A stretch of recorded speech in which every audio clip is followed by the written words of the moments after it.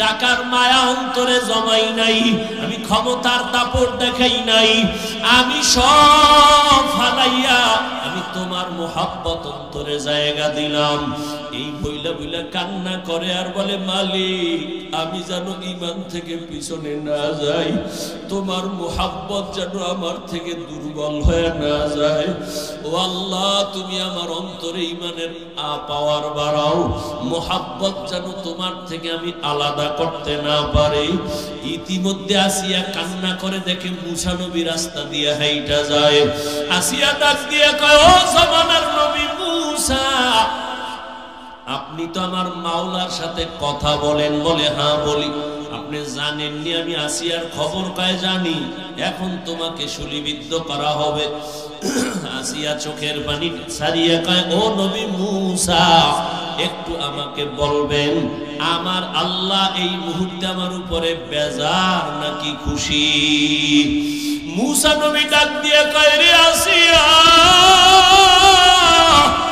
যেই রবের মোহাব্বতের জন্য দুনিয়ার মায়া ত্যাগ করেছো, দুনিয়ার অর্থ সম্পদ ছেড়ে দিয়েছো, ওই মালিক, ওই তোমার আমার রব তোমার উপরে কোন বড় খুশি।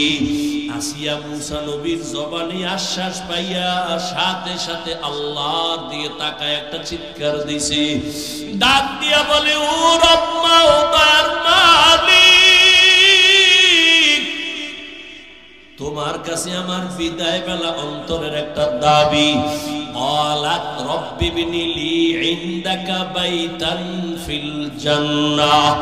মুসা নবীর সামনে আসি একটা চিৎকার দিয়া দোয়া করলেন, ও আল্লাহ, দুনিয়ায় আমার খোদা ফেরাউন এত বড় দাপটওয়ালা, দাবি করে খোদা, তার ঘর পাইও আমি তোমারে বলি নাই, এই ঘরের মধ্যে রাজমহল পাইও আমি তোমারে ছাড়ি নাই, মখমলের চাদরের বিছানা পাইও তোমার মোহাব্বত থেকে আমি পিছপা হই নাই। ও আল্লাহ, দুনিয়াতে আমার এত আরামের বাড়ি, এত আরামের ঘর আর বিছানা সব ছেড়ে দিলাম তোমার মোহাব্বতের জন্য। ও আল্লাহ, আমার বিদায় বেলা তোমার কাছে একটা দাবি, আমি দুনিয়ার ঘর ছাড়লাম, বাড়ি ছাড়লাম, বিছানা ছাড়লাম, টাকা পয়সা ছাড়লাম, ও আল্লাহ, এর বরকতে তুমি আমাকে তোমার পাশে জান্নাতে একটা ঘর বানাইয়া দিও, তোমার পাশে একটা জান্নাতে ঘর বানাইয়া দিও আল্লাহ। আসিয়া এই কথা বইলা কান্না করলো। এবার যখন ফাঁসির মঞ্চে নেয়, আসিয়ার কান্না বন্ধ, হাসতেছে। ফেরাউন কয়, এত বিপদের সময় এতক্ষণ কান্না করলা, এখন হাসো কেন? আসিয়া ডাক দিয়ে কয়, ফেরাউন, তোমার সেই চক্ষু নাই, তুমি দেখবা না আমার রবের আমি এত বড় আশিক, তোমার দুনিয়ার সব ক্ষমতা, সব ভোগলীলা সাইরা আমি যেই রবের জন্য পাগল পারা হলাম, ওই রব আমার কলবের চক্ষু খুলে দিছেন। আমি এখন তাকায় দেখি তাড়াতাড়ি আমারে ফাঁসি। আমি দেখতেছি আসমানের মধ্যে লক্ষ লক্ষ ফেরেশতার অপেক্ষায় আছি। আল্লাহ আমার জন্য জান্নাতে ঘর বানাইছেন। আমি ওই ঘরের ছবি দেখতেছি। আমি আমার রবের মোলাকাতে চলে যাব। আমি এখন ফেরেশতা দেখে বড় আনন্দিত, জান্নাতের বাড়ি দেখে বড় আনন্দিত। আমি দুনিয়ায় তুচ্ছ মায়া ত্যাগ করার কারণে স্থায়ী জীবনে জান্নাত পাইতেছি। আমার ফেরেশতারা আমাকে নেওয়ার জন্য, স্বাগতমের জন্য অপেক্ষা। তাড়াতাড়ি আমাকে শুলিবিদ্ধ করায়া দাও, আমি আমার মালিকের মোলাকাতে চলে যাইতেছি। ও পর্দার আড়ালের আম্মা জান, ও যুবক ও বিন্দু বাবাজি, কয়দিন আর দুনিয়ায় বাঁচবা? আমরা নবীর তরিকা মতো টুপি পরলাম, দাড়ি রাখলাম, নামাজ পড়ি, কই আমরা তো না খাইয়া মরি নাই। আমগো সম্মান তো কমে নাই রে বাবা। তোমাকে তো আমি বলি নাই হুজুর হও, তাবলিগে যাও, কওমি মাদ্রাসায় যাও, স্কুল পড়া বন্ধ করো বলি নাই। বরং তুমি যেই লাইনে আছো ওখানে থেকে আমার রবের মোলাকাতের জন্য তৈরি নাও। আজান হয়ে গেলে নামাজে দাঁড়ায় যাও। মা বাবার থেকে দোয়া নিয়ে এখনো সময় আছে, তওবা করো। জীবনে গুনাহ তো কম করো নাই, মনে মনে আমার মালিকের ডাকো আর তওবা করো। মনে মনে আল্লাহকে বলো, হে মালিক, এই ময়দানে মনে হয় আমার মতো গুনাহগার কেউ নাই। জীবনে যত গুনাহ করছি ও আল্লাহ, আর গুনার কাছেও যাব না। আজকে তওবা করিয়া বিদায় করতে চাইতো। কত টাকা খরচ করা লাগতো, গাড়ি দেওয়া লাগতো ফ্রি, বসার বিছনা দেওয়া লাগতো ভিআইপি, ফাঁকে ফাঁকে নাস্তা নিলে চেয়ারের বাড়ি। এরপরে এতগুলো মানুষ নিয়ন্ত্রণের জন্য কত র্যাব, কত পুলিশ লাগতো। অত সেখানে সব আলেম, গায়রে আলেম, ধনী গরিব একাকার হয়ে বসে আছে ঠান্ডার মধ্যে। মানুষের অন্তরে কোনো কষ্টও নেই, নাস্তার চিন্তা আছে নাই। এই সময় টেলিফোন করলেও মাথা গরম, কেউ টেলিফোন করলেই তার উপরে গরম। এই তুমি আর সময় পাও না টেলিফোন করা। আল্লাহ পাক এতগুলো মানুষ নিয়ন্ত্রণের জন্য কোনো পুলিশ আছে? ভাই ভাবলে অনেক কিছু, এখান থেকেই তো অনেক রাস্তা খুলে যায় ভাবলে, যেটা কেমনে সম্ভব। একমাত্র ১৫০০ বছর আগে রহমতের নবীর আদর্শ মানার কারণেই এটা সম্ভব। যুবক বাবারা, অনেক কথা খুব হিট দিয়ে রাগে বলছি, কিন্তু মনে রাখো, তুমি খারাপ ভাইবো না। পৃথিবীতে আমি আল্লাহর জাতের কসম করে বলছি, ওয়াল্লাহি তুমি জীবনে যত বন্ধু পাইছো, আল্লাহর কসম সব বন্ধু তোমার ধান্দাবাজ আর চান্দাবাজ। একমাত্র নিঃস্বার্থ তোমার কলিজার বন্ধু উলামায়ে কেরাম ছাড়া কেউ না। তুমি, আমি জানি তুমি আমারে গালি দাও, সব জানি, তুমি বিরুদ্ধে লেখো, তাও জানি। উলামায়ে কেরাম জানার পরও গালির জবাব দেয় না, সামনে আসলে বুকে লাগায়, সালাম দেয়, হাসি দেয়। ওই তোরা আমাকে কও না আমরা বোকা, আমাকে জ্ঞান নাই, বুদ্ধি নাই। আসলে আমরা বোকা। যদি বুদ্ধি রাখতাম তোর মতো, তো জুতা দিয়ে তোরে বাইরে দিতাম। তুই সামনে আসলে বলতাম, এ দূরে যা, তোর প্রস্রাব কইরা পানি লস নাই, গন্ধ হয়, সর, এটা ভাগায় দিতাম। আমরা যে বোকা, এই জন্য বুকে লাগাই, আয় কাছে আয়, সালাম দেই। উচিত তো আলেমকে সালাম তুমি দিবা, কিন্তু আলেম সালাম দেয়। কোন আলেম বরদোয়া করে না। তুমি বলো হাফিজ ভাই নিচে নেমে পাও ধরবেন, তা আমি নামাজ পড়ব। বলো আমি নিচে নেমে পাও ধরব, আল্লাহর কসম তোমার পাও ধরব। এই পরিমাণ মায়া মোহব্বত নিয়ে কথাগুলো বলতেছি। তুমি যাই ভাবো, ওগুলো ভাবার টাইম নাই, আমার ভাবা ভিন্ন। তুমি তোমাকে নিয়ে ভাবো, উলামায়ে কেরাম উম্মত নিয়ে ভাবো। ফামান কানা ইয়ারজু লিকা রাব্বিহি ফালইআমাল আমালান সালিহা। যারা রবের সাথে মোলাকাত করতে চায়, নবী বলে দেন তাদের জন্য দুইটা কর্মসূচি। এক, তারা যেন নেক আমল করে। দুই, তারা যেন কখনো শিরিকের মধ্যে না ঢুকে। নবীজি বলেন, আখলিস দীনাকা ইয়াকফিকাল আমালুল কালিল। ও মুমিন উম্মত, তোমার ঈমান ও আমল আকীদাকে পরিশুদ্ধ করে নাও। অল্প আমল নাজাতের জন্য যথেষ্ট হয়ে যাবে। আয়াত আর হাদিসের তরজমার মূল আলোচনার বিষয় হলো আমলের প্রতি গুরুত্ব।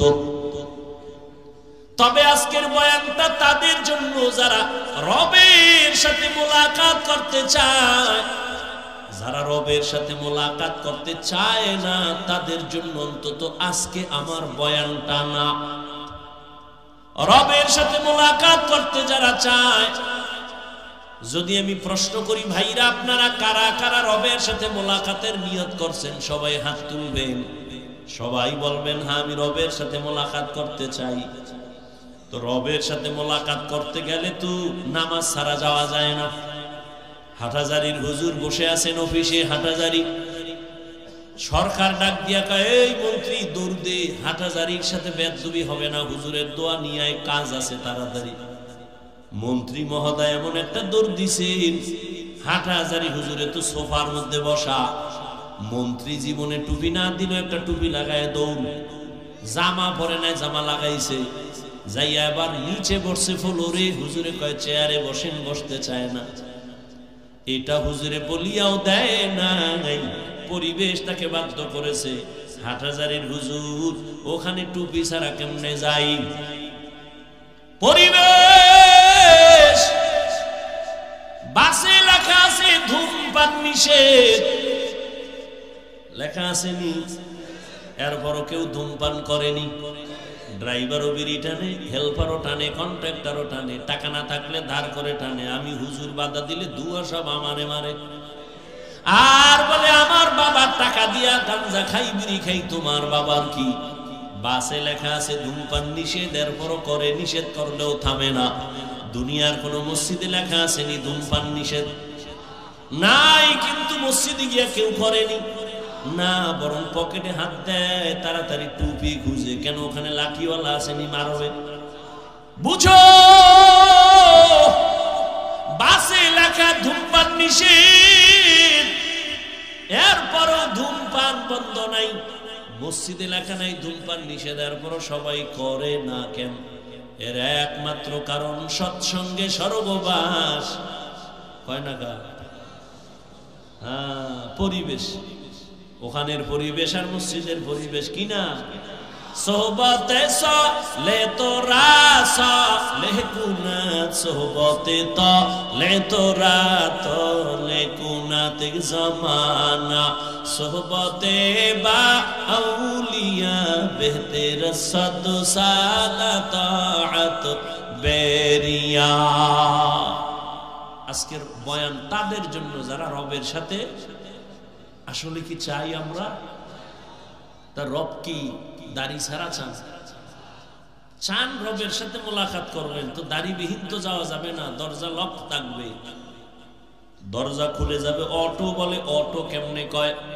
স্ক্রিনের সাথে একটা লক লাগায় দিছে, চেহারাটা দেখলে তালা খুলবে।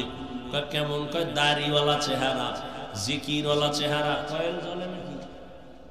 আরে ঝামেলা, কয়েল নিবেন তাড়াতাড়ি।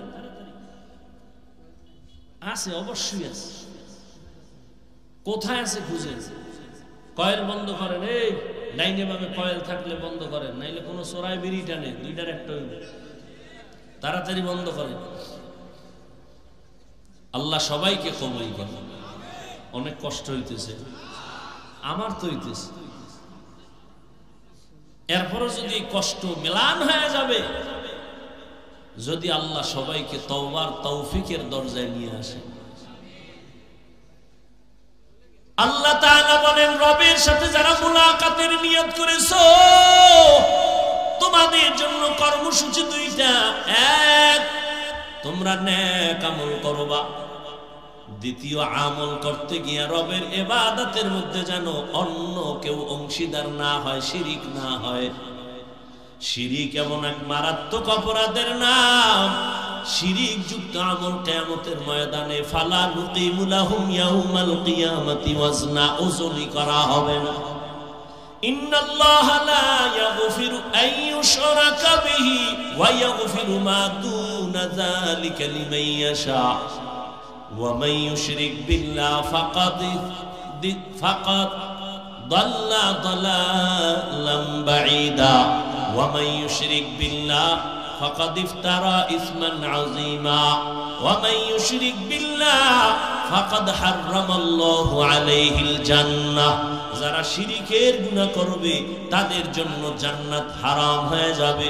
আল্লাহর মতো আল্লাহ আছে মনে করা শিরিক, আল্লাহর গুণের মতো কারো গুণ আছে মনে করার নাম শিরিক, আল্লাহর ক্ষমতার মতো কারো ক্ষমতা আছে মনে করার নাম শিরিক। যারা মনে করবে তাদের নাম হলো মুশরিক। এরে নবীর আশিক, শিরিক থেকে নিজেকে বাঁচাও আর ইখলাসের সাথে নেক আমল করো। বেশি আমলের দরকার নাই। নবী বলেন অল্প আমল করো, তবে আমলটা ইখলাসওয়ালা হতে হবে। অর্থাৎ খালেদ ওড়না পরে না, যেই ঘরের নারী ঠিকমতো ওড়না পরবে না, ওই ঘরে রিজিকের কোনো বরকত হবে না। এরে আম্মা জান, ওই জাহান্নামী নারী ওড়না খুলিয়া, ওড়নার এক মাথা মুজার সাথে বেঁধে পানি উঠাইয়া একটা দৌড় দিয়া কুকুরটারে পানি পান করায় দিছে। কুকুর ঠান্ডা মাথায় ঘুমায় পড়েছে। রহমতের নবী হাদিস শুনাইতেছেন সাহাবাদেরকে। ও সাহাবায়ে কেরাম, ওই মহিলাটা পানি পান করানো মাত্র একটা গায়েবী আওয়াজ